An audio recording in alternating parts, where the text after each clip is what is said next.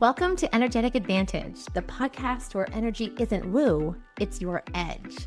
I'm your host, Jessica Cerato, intuitive strategist, lifelong pattern decoder, lover of numbers, and energetic guide for visionary leaders. Around here, we go energy first, strategy second. Every episode will give you a perspective, a tool, or a timeline shift that helps you lead from your power. Because the truth is, your energy is your most undervalued asset until you learn how to use it. Get ready, you're about to have the advantage. Let's begin. Hey, welcome everyone to your August energy forecast. If you are new here, welcome. And if you've been with me for a while, you already know that these are my favorite episodes to record because they're just so full of possibility. Before we dive in today, I have a little surprise for you. Actually, it's kind of a big surprise. At the end of today's episode, I'm going to share something that I've been working on behind the scenes for quite a while now. And it is something I honestly never imagined I'd be doing. So stick with me into the end because I have a feeling you're going to be as surprised as I was, and I hope as excited as I am. Okay, so first things first, back to the forecast. You know, if you've been with me for a while, or even, like I said, if you're new here, I want you to feel into this concept of we never look at a month in isolation, right? The energy doesn't reset on the first of the month. It's not like a light switch where all of a sudden, at midnight between July 31st and August 1st, it's like off, on, right? Energy, we know, is more like a wave. And, the waves come together and they kind of like mesh in the middle for a little bit before they kind of create their own waves. It's like that part of the ocean where the blue comes in with the green. The energy feels like that. And just like a wave is part of the bigger ocean, every month is part of the bigger conversation of the year. So before we dive deep into August, and don't worry, I got all the deets for you. I've got the opportunities, the challenges. I want to zoom out for just a moment here because August will make so much more sense and feel so much more grounded when we can actually remember where we are coming from and kind of have this anchor point. So, back ahead of this quarter, and right now we're smack in the middle of Q3. Quarter 3, I'm calling the season of light. And, it's not because life suddenly becomes crystal clear. It's because this is the season, this is the quarter where you become the light. I keep coming back to this image. I know if you're listening to me, you can't see it, but if it's behind me, and it's the amazing painting that this artist, Rachel Frisk, did for me. It came through my meditation. I told her what was happening in my mind, and she painted it. And this image includes a woman walking towards a star, holding a lantern. And at first glance, it looks like she's using the lantern to find the star. But that's not actually what is happening.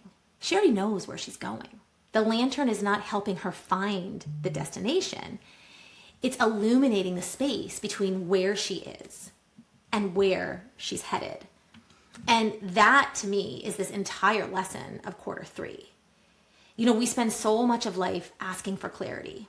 One more sign, a sign of your sign, right? One more confirmation, one more guarantee, one more piece before we take the step.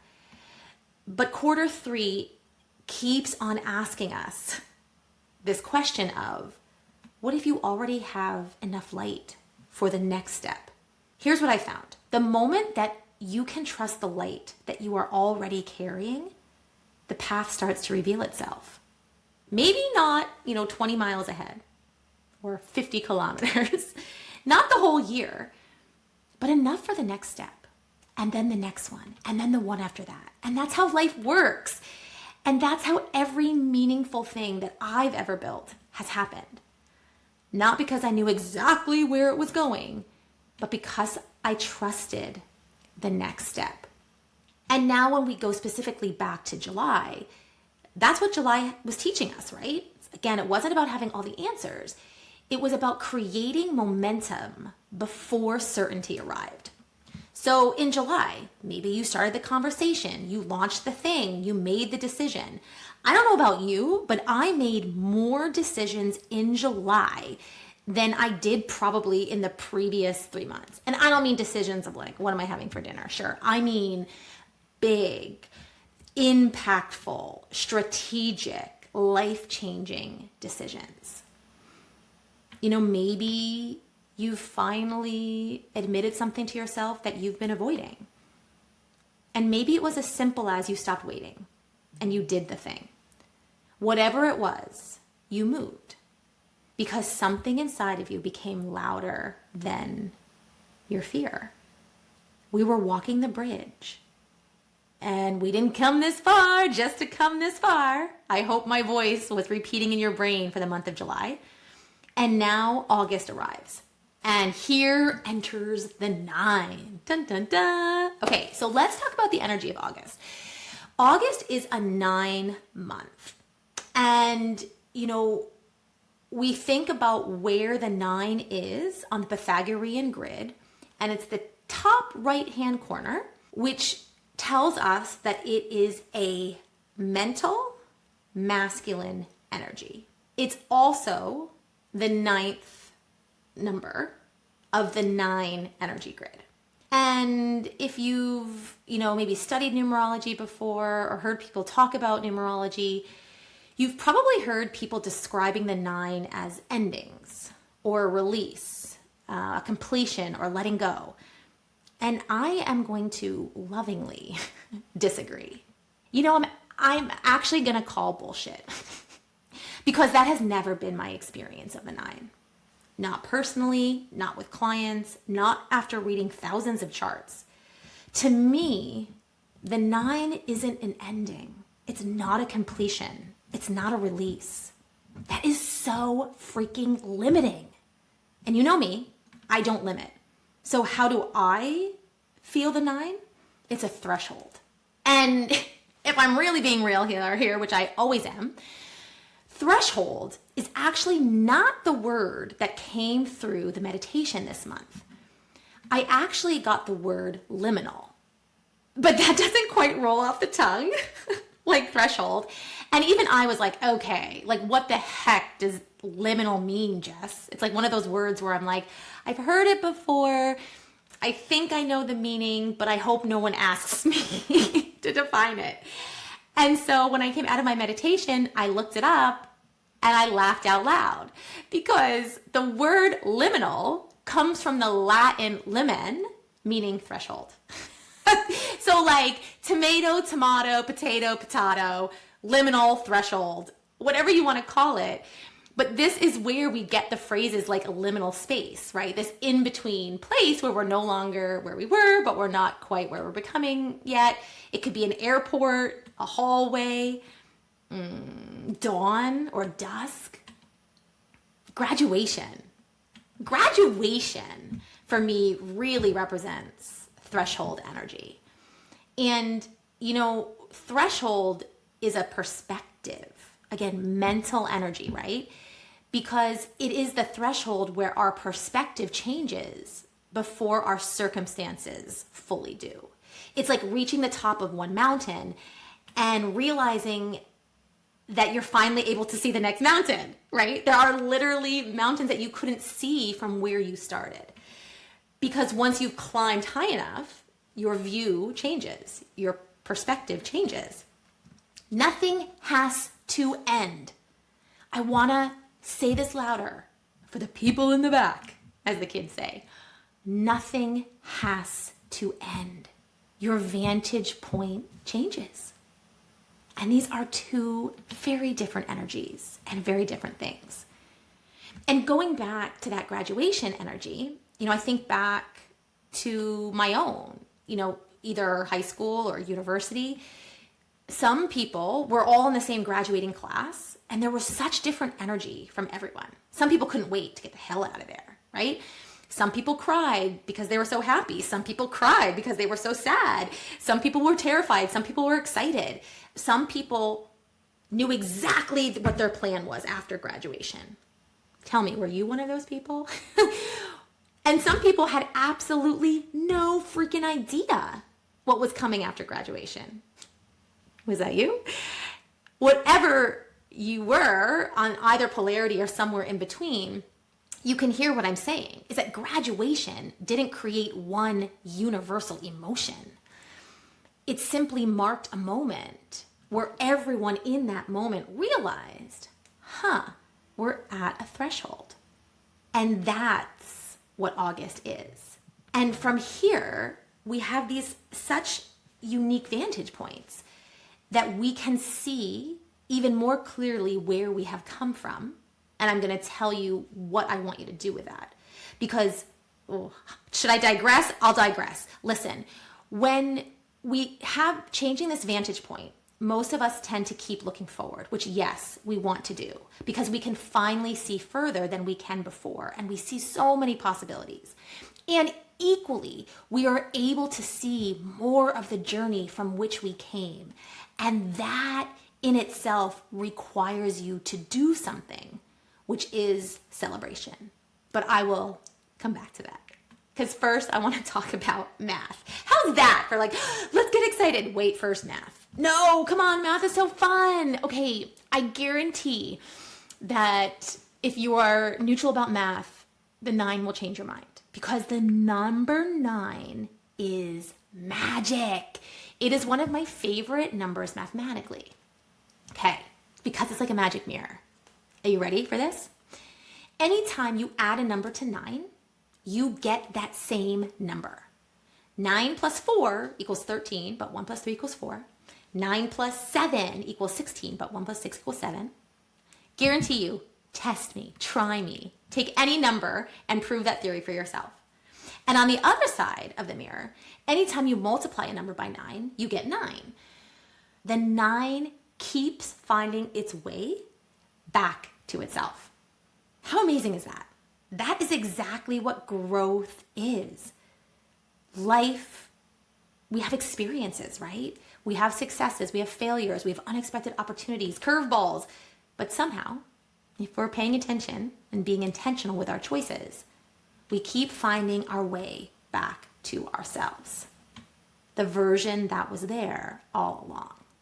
There's another energy that I always get with the 9, and it makes total sense to me mathematically. And I really hope by hearing this, you'll understand it innately also, is that the 9 energy, so if we're thinking about specifically of August, sometimes it can just feel full. You know that feeling, just full. And it's because the 9 holds every number that came before it. It is the last single-digit destination holding all of the single digits before we add another. And so it is like standing in this threshold, standing at the end of the journey when somehow still carrying pieces of every step along the way. And every other number that we go through is very focused. So the 1 is asking, who am I becoming? Very identity-led. The 2 asks, who am I becoming with? Right? Relational, connection-led. The 3 is expressing. The 4 is building. The 5 is changing. The 6 is nurturing. The 7 is seeking. The 8 is achieving. And then the 9, the 9 is holding all of them simultaneously. So if August starts to feel a little full for you, or even a sense of overwhelm comes in, before you assume something is wrong or make any decisions, I want you to ask yourself, is it just that I'm standing on a threshold? Because thresholds are naturally full places. Let me say that again. There is nothing wrong. Thresholds are naturally full places. I mean, just think, laughing out loud, if I'm literally thinking of the threshold to my house. Anybody else have an entryway that is just scattered with shoes and clothes and dog leashes? And I mean, is this too much information? Thresholds are naturally full places. And if you happen to have a cleaner, more organized actual physical threshold in your home than I want you to imagine trying to walk through any doorway, carrying everything that you think you will need, holding pieces of your past in one hand, dreams about your future in another, unfinished conversations at the same time, like new opportunities, parts of your old identity, parts of the person you're becoming. Like, again, coming in with the winter jacket and then like having things that you need on the inside also. Like, no wonder this energy feels crowded. No wonder it feels heavy. But here's what I love so much about numerology as a modality. It gives us a way to simplify. So whenever the energy of the 9 starts to feel like too much, I ask myself, what number am I actually experiencing right now? Because maybe it's not the whole 9, right? Maybe what I'm really feeling is the uncertainty of the 1 or the relationship dynamic of the 2. Maybe I need more structure of the 4. Maybe it's asking me to embrace change like the 5. Maybe it's the responsibility of the 6, the ambition or the pressure of the 8, right? The fastest way through overwhelm is specificity, because overwhelm happens when we can't identify something, right? So when we stop trying to carry the whole month at once, or the whole 1, 2, 3, 4, 5, 6, 7, 8, 9 energy at once, and instead we specifically identify the energy that is actually asking for our attention, everything will start to soften and you will feel less full. But it requires reflection. Again, a beautiful invitation from the 9. And here's where things start to get really cool. So going back to that picture or that energy of the season of light where we're walking towards this star. We've identified this star and we've been walking towards it all quarter. I would say even a little bit before this quarter started. August gets us close enough to realize, spoiler, it's not just one star. It is part of a bigger constellation. Right? Do you see? I can't wait, cannot wait for this moment for everybody. Because we might not yet see the whole picture. We don't yet. But by late August, early September, we will. And I keep seeing so many faces in my life of people I love, my clients, my family, me, even you listening, because I see some people I don't know, of someone slowly zooming the camera out. And at first focused on this really one bright point, this star, but then another, and then another, and then another. And it's this moment of, oh my gosh, they're connected. And that's what August feels like.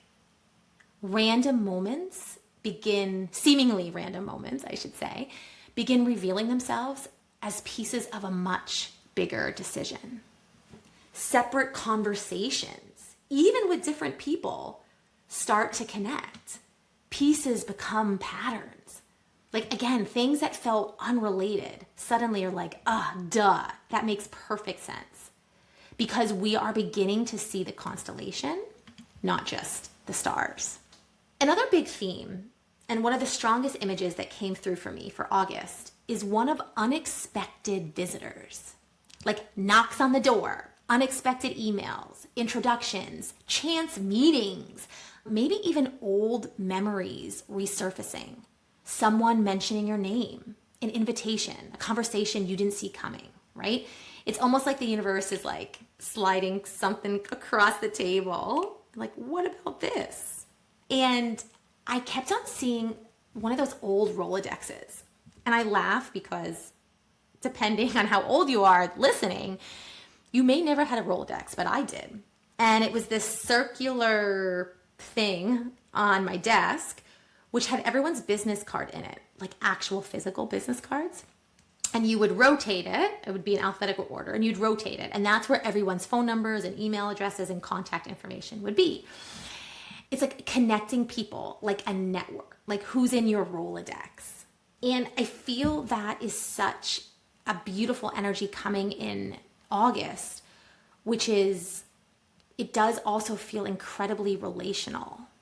And it might require us to review our Rolodex and see which of these connections do I still want to prioritize, and where can I create room for new? Because unlike, cloud storage now, which is unlimited, if you can imagine this physical, tangible thing with all of these business cards, going to Staples, oh my gosh, you guys remember Staples? I mean, I know it still exists, but going to Staples for office equipment and buying this, some Rolodexes could hold 100 business cards, some could hold 500 business cards, but whatever it was, there was a limit.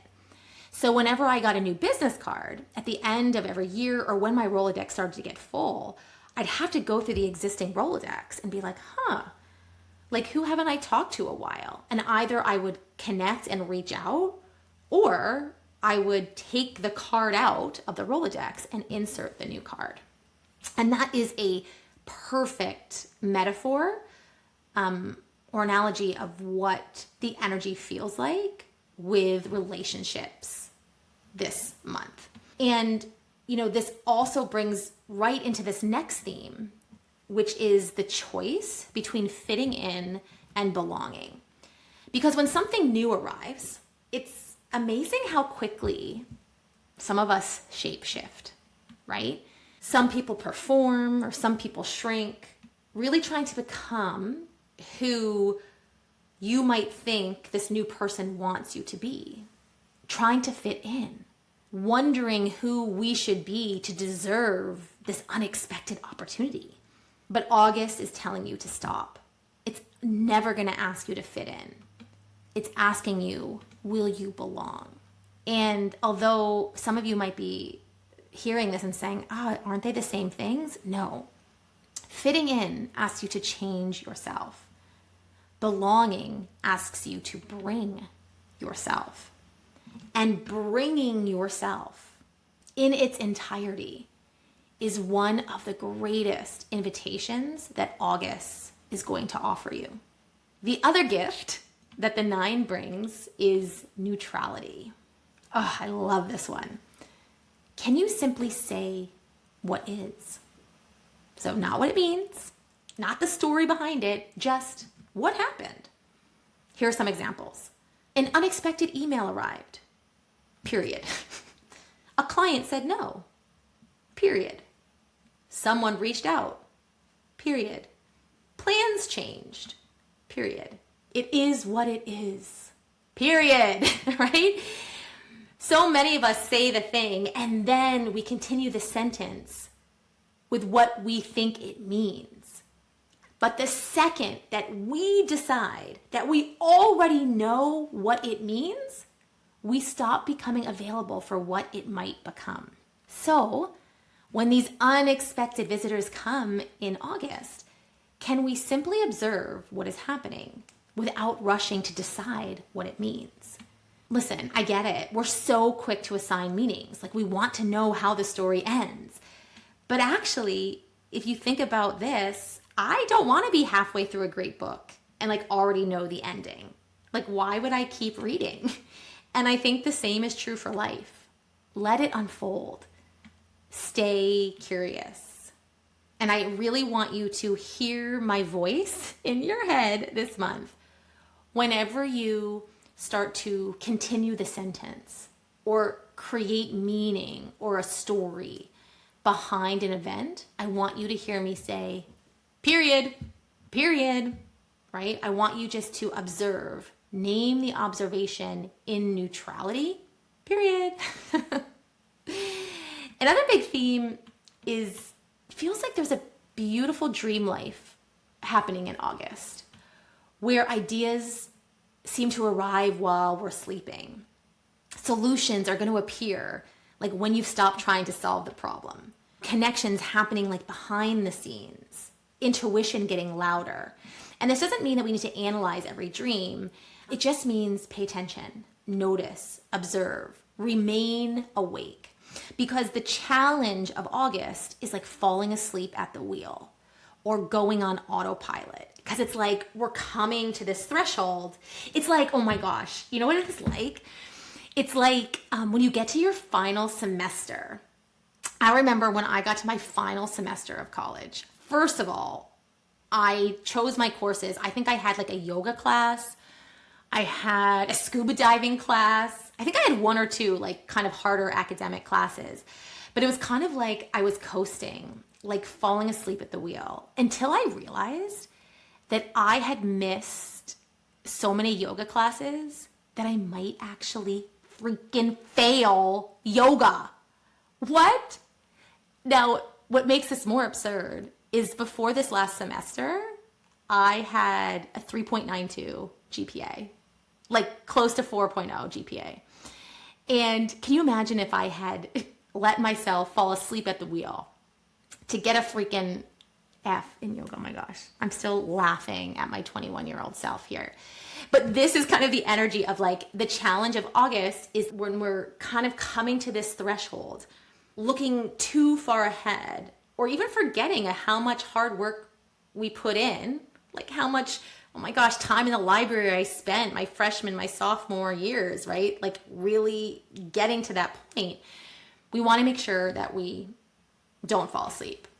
But there is this opportunity to remain awake without like gripping the wheel, right? Remain present without becoming paranoid. There is this difference.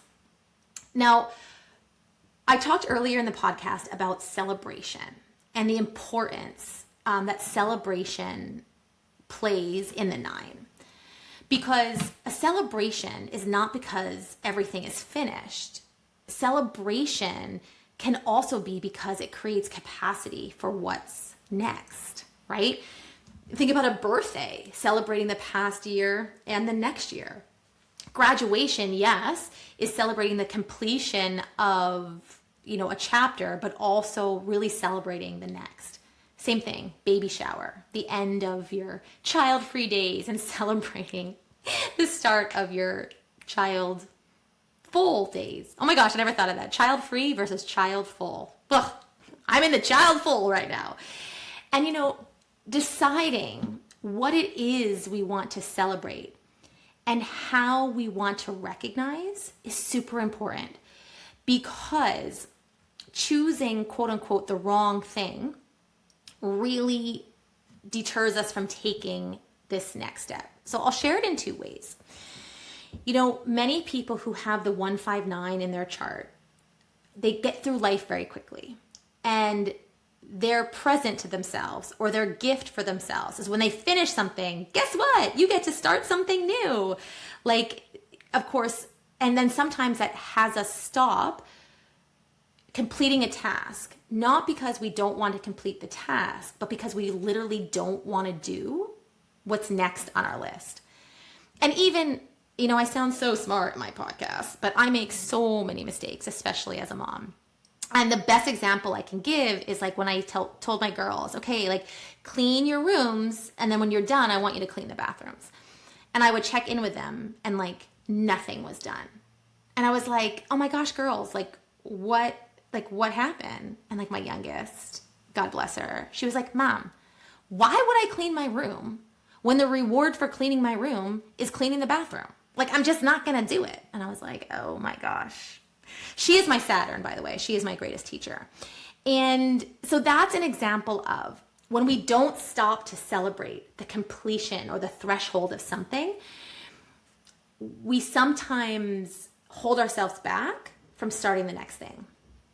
And then the other side of this celebration or reward is making sure we're rewarding or celebrating the actual behaviors that we want to see continue.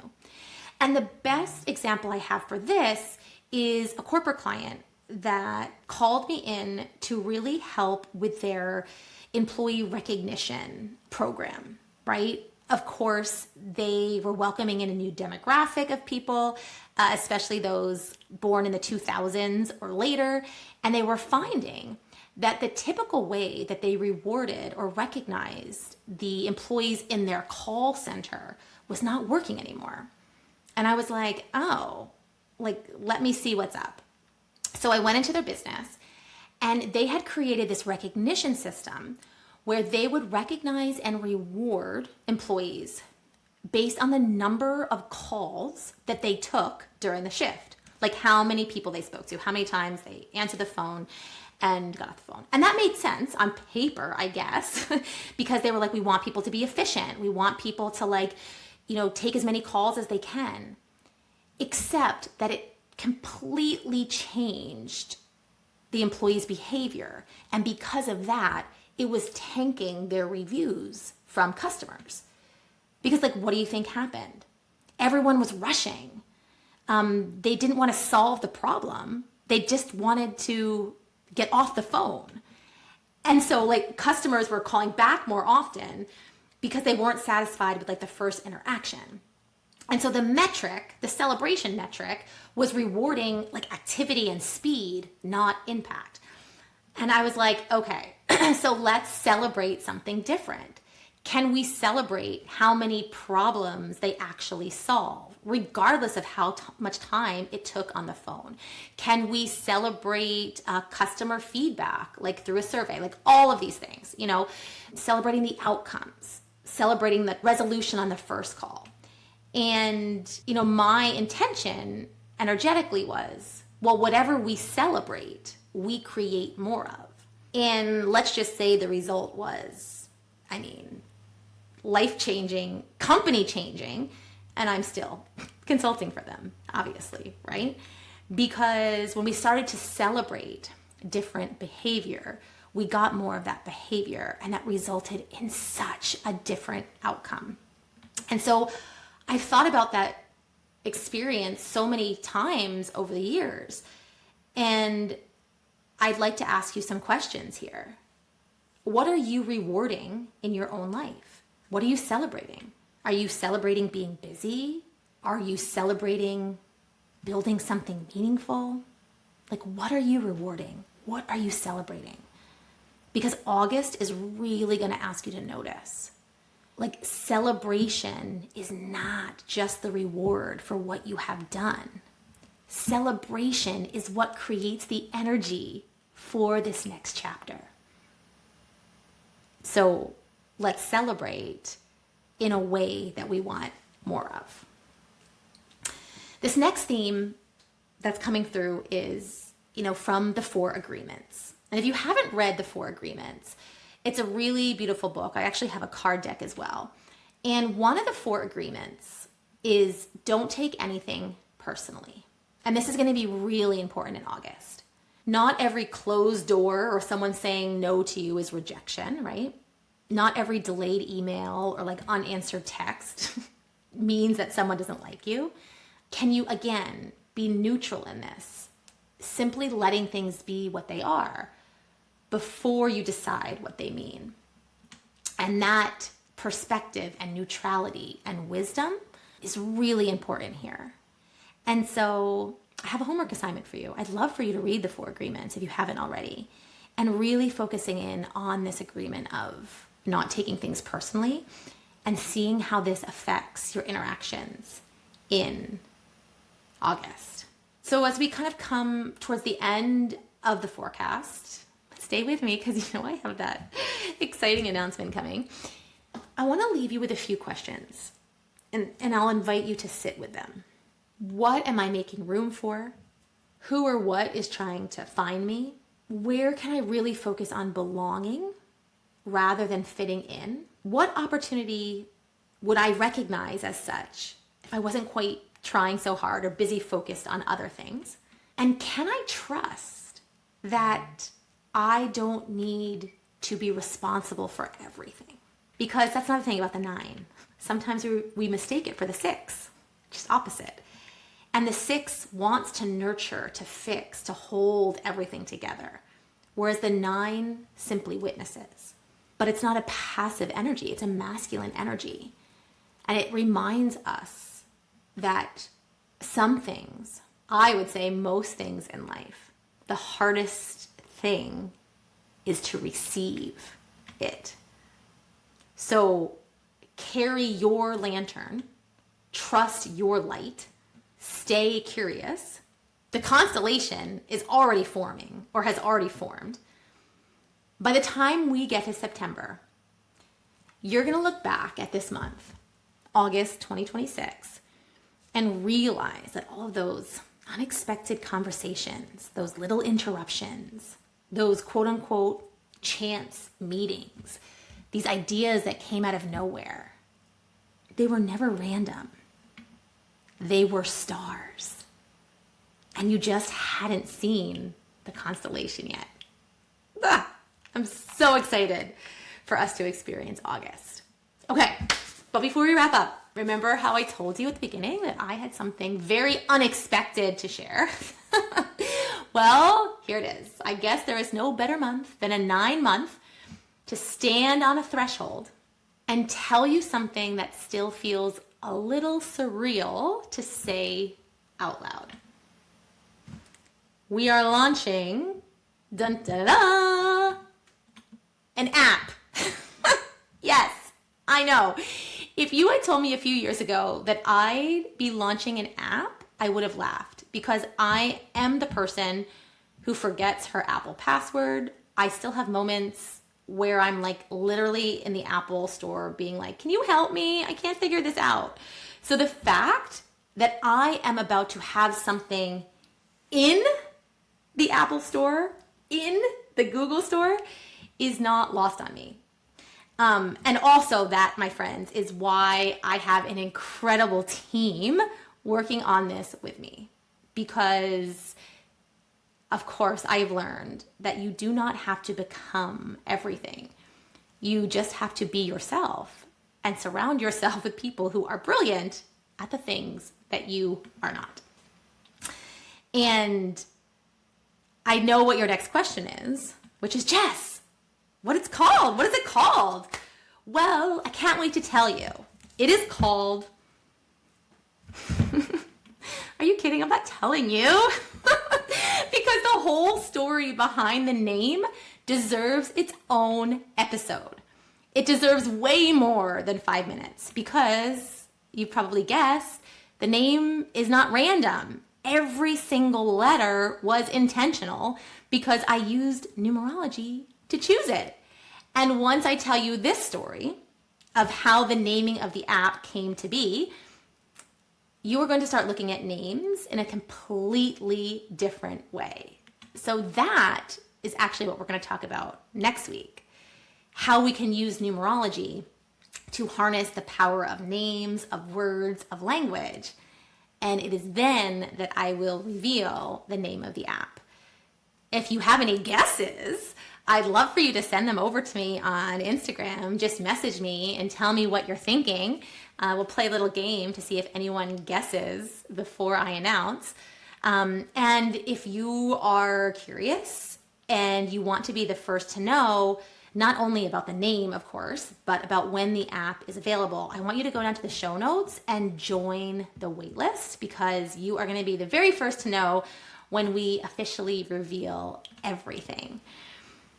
I genuinely cannot wait to share this with you. And you can hear in my voice that this emotion tells me that this is threshold energy, not just for me, but for the world. This app is going to revolutionize how we feel and interact with energy. And I just can't wait for you to experience it. And also a reminder that listening to your own intuition and choosing timing that feels amazing for you, not what the rest of the world says is the best timing, is the best move you can take. And for me, this project has really told me and reminded me of this energy of August, which is not everything is revealed all at once. Sometimes the constellation unfolds one star at a time. All right, my friends. Thanks for joining me. I always appreciate and love our connection here. Message me on Instagram. I'd love to hear how your July went, what you're excited about for August. And we'll see you back here next time. Bye. Thanks for being here inside the Energetic Advantage. If today's episode opened something for you, share it, tag it, or send it to the person who popped into your mind. And remember, energy first, strategy second. Your advantage has always been in you. Now it's time to lead with it. See you next time.